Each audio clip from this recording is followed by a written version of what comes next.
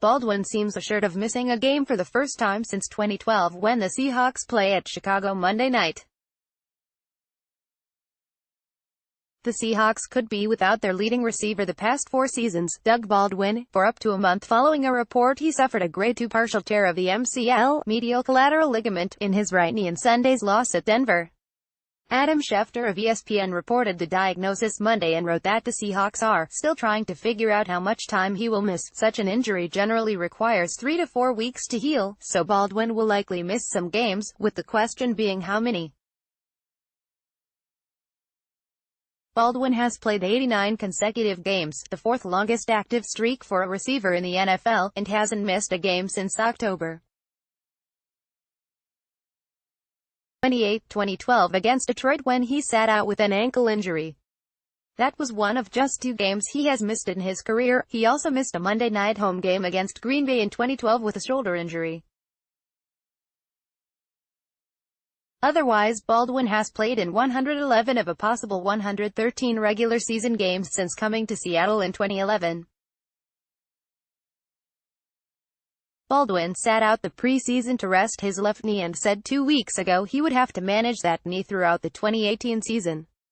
The injury to his right knee occurred on a running play with 5:29 left in the first quarter when he got rolled up on by nose tackle Domata Pico Sr. while trying to block cornerback Chris Harris. Baldwin left the game but then returned and played into the second quarter, seeing action on 11 snaps overall before it was decided at halftime that he would be held out of the rest of the game.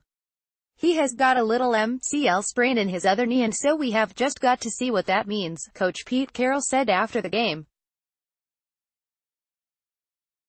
He went back in the game and played some, but we just eventually kind of talked him out of playing because he wanted to keep going, you know, and we just want to make sure we take care of him. What the Seahawks might have to weigh is whether to assume Baldwin can be back on the short end of that time period and leave him on the active roster or put him on injured reserve, which means he would miss 8 games. 2 players a year can be placed on IR and then return after 8 games.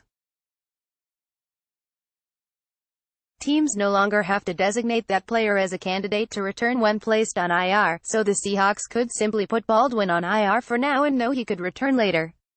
Baldwin did not catch a pass on 1 target Sunday, snapping a streak of 64 consecutive regular season games with at least 1 reception.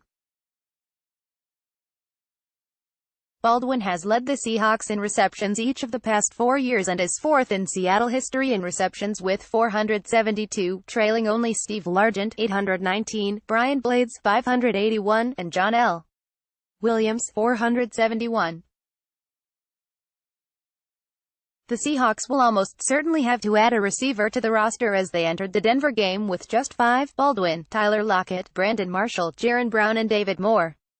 Seattle has Keenan Reynolds and Caleb Scott on its practice squad after each spent all of the preseason with the Seahawks, and is also expected to sign Malik Turner to its practice squad this week.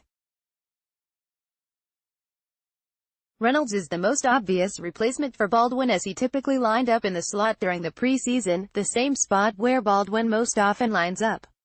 The Seahawks could also scour the ranks of available free agent receivers, especially if the feeling is Baldwin could be out for an extended period.